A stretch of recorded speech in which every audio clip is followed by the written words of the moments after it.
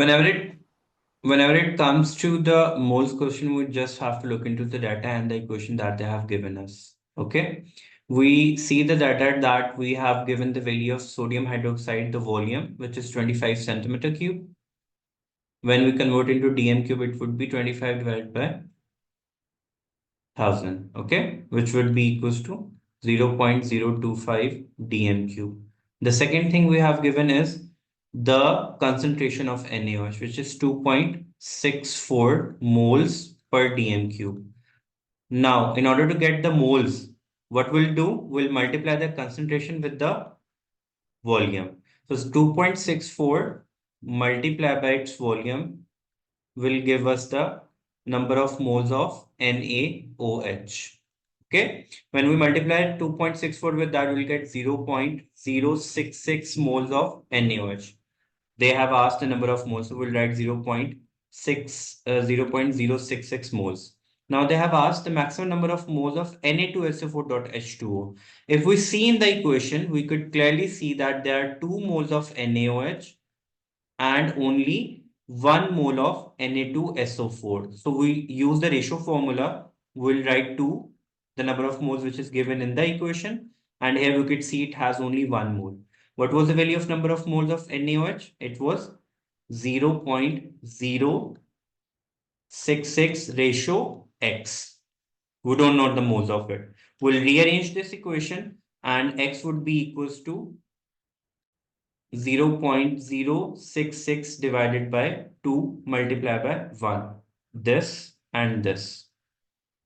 Okay. So 0.066 divided by 2 would give us how many moles?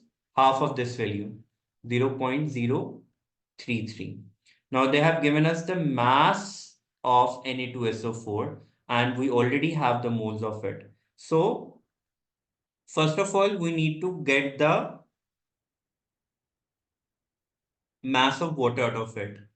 Okay, maximum elution dot H2O. First of all, we'll multiply these two, 322 times 0.33. Find out what is the answer of that.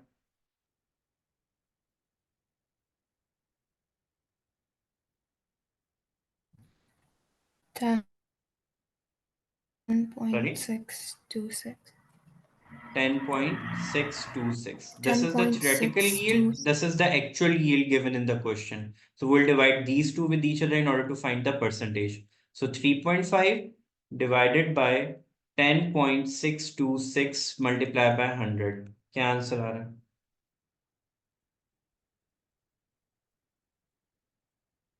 ये actual yield है question में जो दी हुई है उसने, और theoretical yield कितनी निकली? 10.622.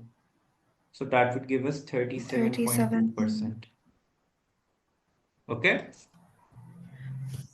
To find the number of moles for Na2SO4.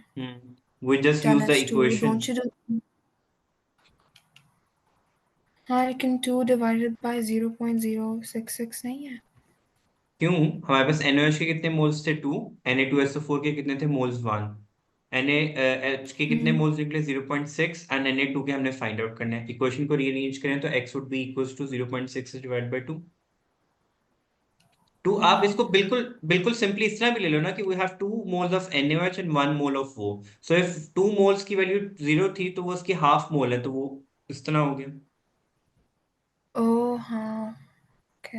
अब उसने हमें यहाँ पे बोला हुआ है कि we have 0.101 mole of alkanes needed 2.4 grams of oxygen and 2.2 gram of carbon dioxide is formed. Determine the mole ratio. ठीक है, moles of alkane ratio mole of this ratio mole of whatsoever, जो भी third चीज है हमारे पास. ठीक है,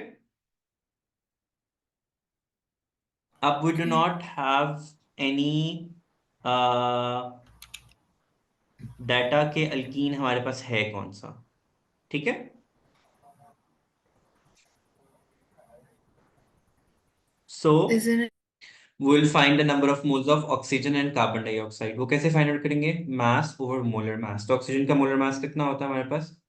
32.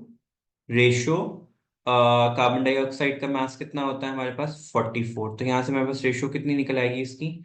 2.4 divided by 32 gives us 0.075. और इसकी रेशियो हमारे पास आ, जैसे एम्पिरिकल फॉर्मूला के लिए हम लोग करते हैं 0.05. Now let's write this ratio here. Oxygen and carbon dioxide. So oxygen is 0.075 and that's 0.05. ठीक है, अब हम इसको सबको स्मॉलेस्ट रेशियो से डिवाइड कर देंगे 0.01, 0.01, 0.01. This will give me 1, this will give me 7.5, this will give me बल्कि इसको डिवाइड करो 0.075 डिवाइड बाय 0.01, क्या रेशियो आ रही है? 5. 5.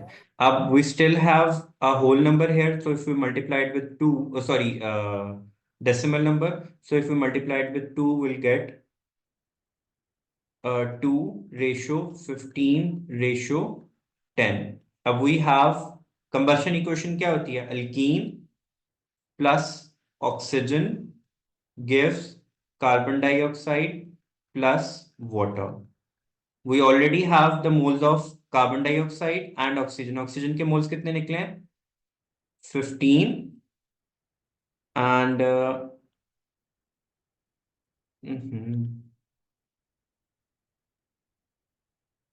कार्बन डाइऑक्साइड के कितने निकले हैं? 10. ठीक है, अब यहां से वी नो कि जब भी कंबशन होती है कार्बन यहाँ पे स्ट्रेट आती है, विच मीन यहाँ पे अल्कीन का फॉर्मूला क्या बनेगा? C5H10 और यहाँ पे 2 मल्टीप्लाई कर दें तो अब कार्बन बैलेंस हो गया। यहाँ पे ऑक्सीजन 10 इंटू 2 कितना हो गया? 20 और यहाँ पे कितना है? 30, विच मीन्स यहाँ पे साथ हमारे वाटर के साथ भी क्या आ जाएगा? 10। तो ये फुल हो गया और यहाँ पे ये बन जाएगा C5H10 फ्रॉम है। अब सबसे पहले उसने बोला है concentration of hydrochloric acid was, अब हाइड्रोक्लोरिक एसिड HCl की कंसंट्रेशन दी हुई है, वॉल्यूम दिया हुआ है, लिथियम हाइड्रोक्साइड का वॉल्यूम दिया हुआ है, calculate the concentration of the lithium hydroxide and lithium hydroxide की इक्वेशन दी हुई है। Lithium chloride forms 3 hydrate LiCl.H2O. This and this, which was one of these hydrates contain 45.9% of water. अब हमने देखना है कि इसमें 45% हमारे पास बन रही है। सबसे पहले तो हम मोल्स निकाल लेते हैं, चूंकि हाइड्रोक्लोरिक एसिड का डाटा हमारे पास दिया हुआ है। सो 2.20 मल्टीप्लाई बाय 25 डिवाइडेड बाय 1000, ये हमें दे देगा 0.044 मोल्स ऑफ हाइड्रोक्लोरिक एसिड। अब हम देख सकते हैं हाइड्रोक्लोरिक एसिड और LiOH दोनों की कंसंट्रेशन सेम है, तो HCl के जो नंबर ऑफ मोल्स बनेंगे वही LiOH के बनेंगे, वही इट विल हैव, क्योंकि LiCl भी वन वही है, LiCl के मोल्स भी उतने ही बनेंगे 0.044 एंड H2O के मोल्स भी उतने ही बनेंगे क्योंकि they have 1 mole of each. यहां तक क्लियर?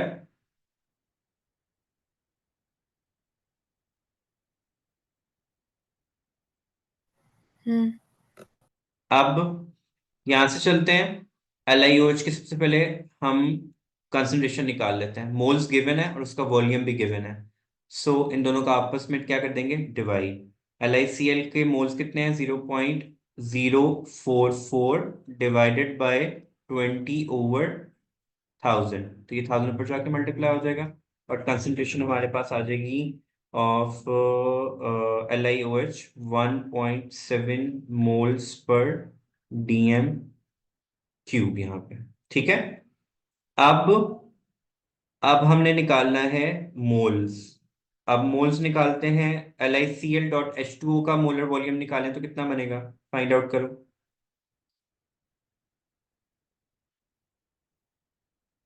LiCl का इंडिविजुअल देखो कितना बन रहा है। अब हमने लिथियम क्लोराइड का मोलर मास फाइंड आउट किया, it came out to be 42.5, उसमें वाटर का मोलर मास ऐड किया, it came out to be 60। Then LiCl.H2O का फाइंड आउट किया, it came out to be 78.5। Then हमने LiCl 3H2O का final wish 35। उसने कहा था कि out of these structures, out of these hydrated compounds find out किसके अंदर वाटर की अमाउंट जो है 45.9% है। अब हम परसेंटेज निकालेंगे। 36 divided by 60, 36 divided by 78.5 and 36 divided by, sorry, इसमें 36 आएगा, इसमें जस्ट, हाँ, sorry, 18. Let me right it down. इस फर्स्ट वाले में आएगा 18 डिवाइडेड बाय 60, दूसरे वाले में आएगा 36 divided by 78.5 and third one में क्या आएगा, 3 इंटू 18 क्या वैल्यू आती है, 40, 52, 54. 54 डिवाइडेड बाय 96.5। देखो किसमें परसेंटेज आ रही है 45.9, इसकी क्या परसेंटेज बन रही है, इसकी परसेंटेज क्या बन रही है, इसकी परसेंटेज क्या बन रही है, 18 डिवाइड बाय 60 की क्या परसेंटेज बन रही है।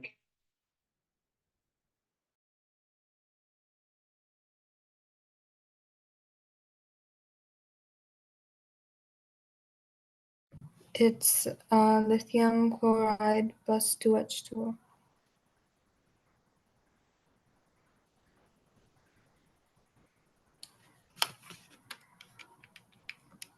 So for First one is LiCl2, 90%. it's 45.9%, that means LiCl2 dot H2O जिसके अंदर वाटर की कंसंट्रेशन इतनी है। इसका क्या बन रहा है 18/60 का, 30%. और इसका कितना बन रहा है,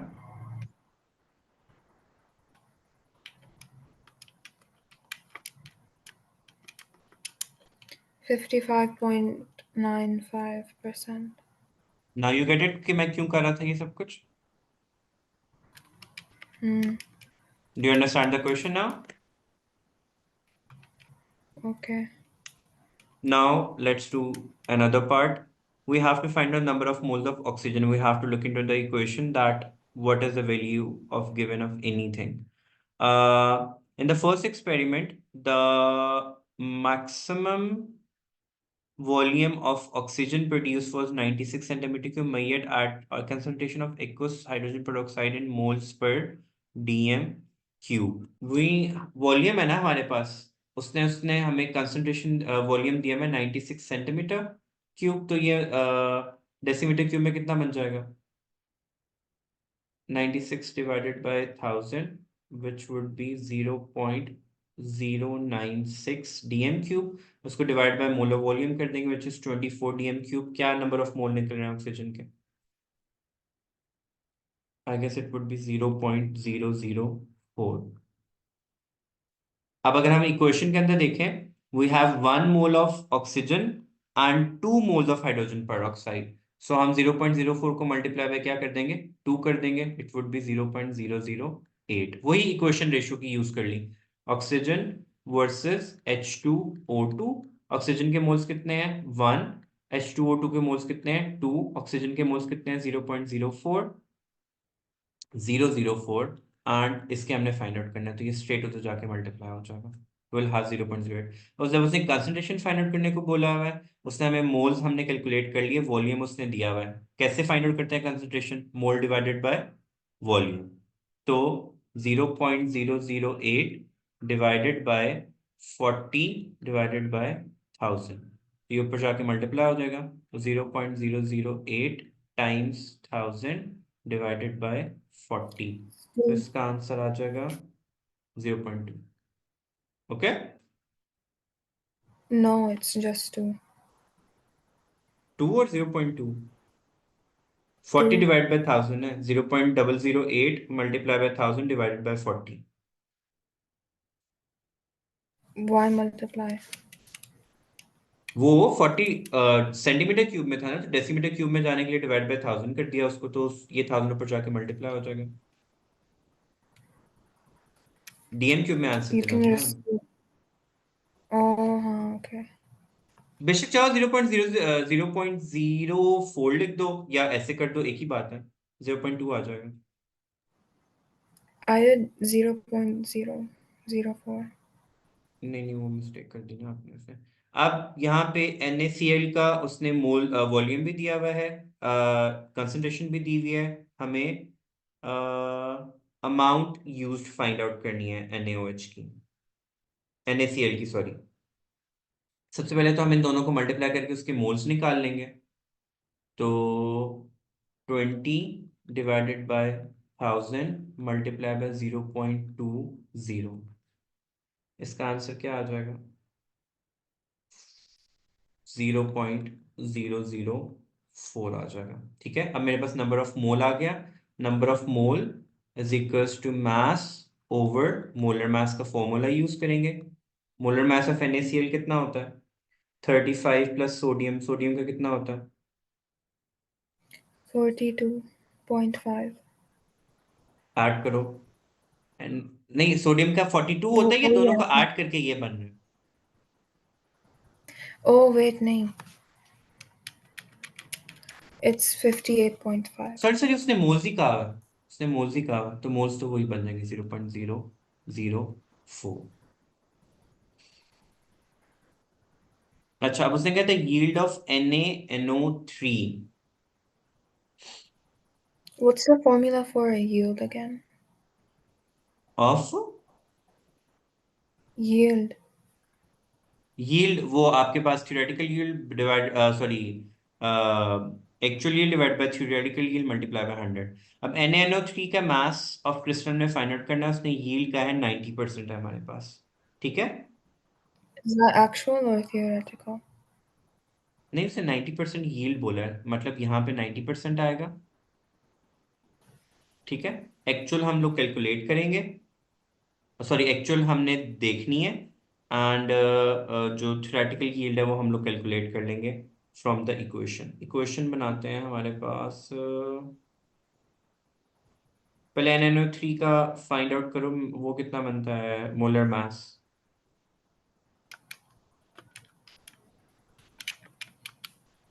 85। ओके, इसकी एक इक्वेशन मिस्ड है, लेकिन वो इस उस इक्वेशन के अंदर NaCl एंड NaNO3 के जो नंबर ऑफ मोल्स हैं वो इक्वल थे। ठीक है, मैं वो इक्वेशन अभी लिख देता हूँ, वो हो जाएगा, but I am for now just trust me कि उसके नंबर ऑफ मोल्स इक्वल्स थे। तो अब नंबर ऑफ मोल्स अगर इक्वल हैं, NaCl के मोल्स 0.04 निकले हैं, तो NaNO3 के भी वो उतने ही निकलेंगे। उसको उसके मोलर मास से मल्टीप्लाई कर देंगे, मेरे पास मास आ जाएगा। इसको इससे मल्टीप्लाई करेंगे तो हमारे पास आ जाएगा 0.34 ग्राम्स। ठीक है, अब 0.034 ग्राम्स का 90% ले लें तो हमारे पास क्या आ जाएगा?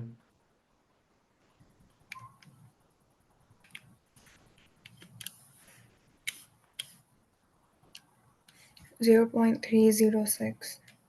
0.306, राउंड ऑफ करेंगे तो 0.31 ग्राम्स बन जाएगा। तो मास ऑफ NaNO3 क्रिस्टल्स कितना हो जाएगा? 0.31। ठीक है,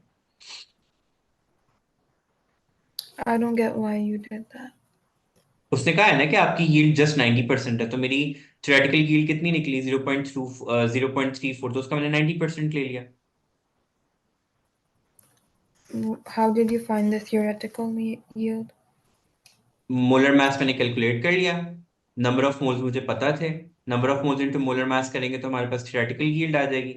एक्चुअल यील्ड उसका जस्ट 90% है, तो जो थ्योरेटिकल यील्ड मल्टीप्लाई बाय, ये देखो ना, ये हमने फॉर्मूला लिखा था, प्रीवियसली किया भी है। यील्ड किसके बराबर होती है? परसेंटेज, फॉर्मूला क्या होता है? Percentage yield is equals to actual over theoretical. Theoretical कैसे फाइंड आउट करते हैं? Number of moles multiply by molar mass करके, तो वो 0.34 निकल आया। एक्चुअल हमें कैलकुलेट करनी थी, तो ये दोनों आपस में क्या हो जाएंगे? मल्टीप्लाई। 0.34 टाइम्स 90%, तो हमारे पास 0.31 आ गया।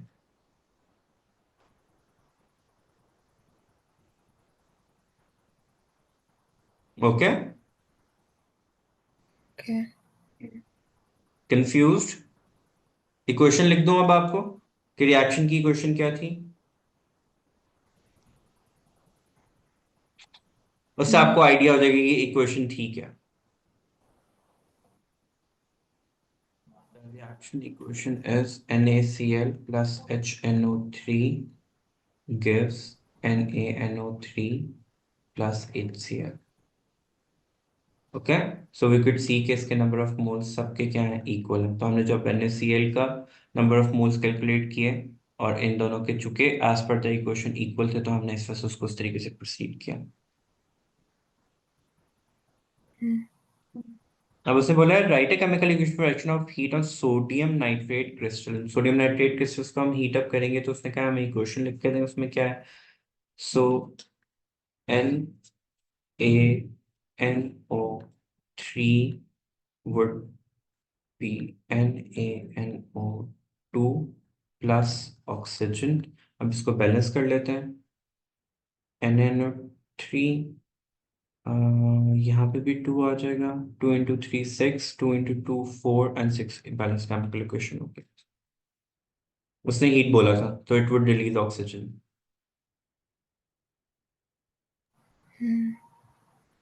अब उसने बोला है वॉल्यूम ऑफ क्लोरीन कैलकुलेट करना है हमें इस पार्ट के अंदर। इक्वेशन को क्लियरली देख लो एंड डेटा देख लेते हैं। उसने अमोनिया का मास दिया हुआ है एंड ठीक है, अमोनिया हमारे पास क्या होती है, अमोनिया का उसने मास दिया हुआ है, उसके मोल्स निकाल लेते हैं पहले। तो 0.68 और अमोनिया का मोलर मास What होता है कि moles 17। given?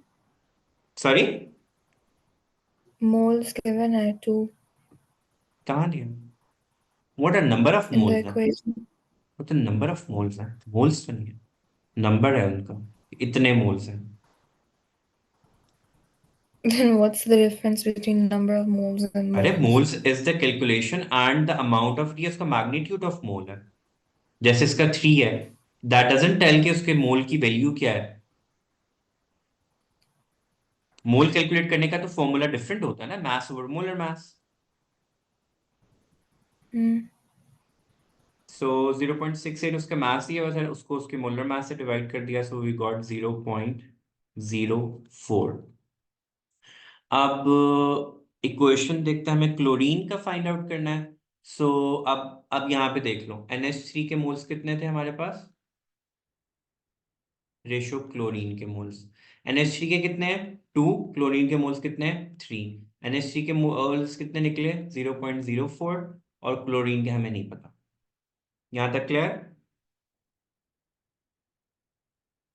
G. अब अगेन रीअरेंज कर दो, क्रॉस मल्टीप्लाई कर दो, so x would be equals to 0.05 times 3 divided by 2, तो ये बन जाएगा 0.06।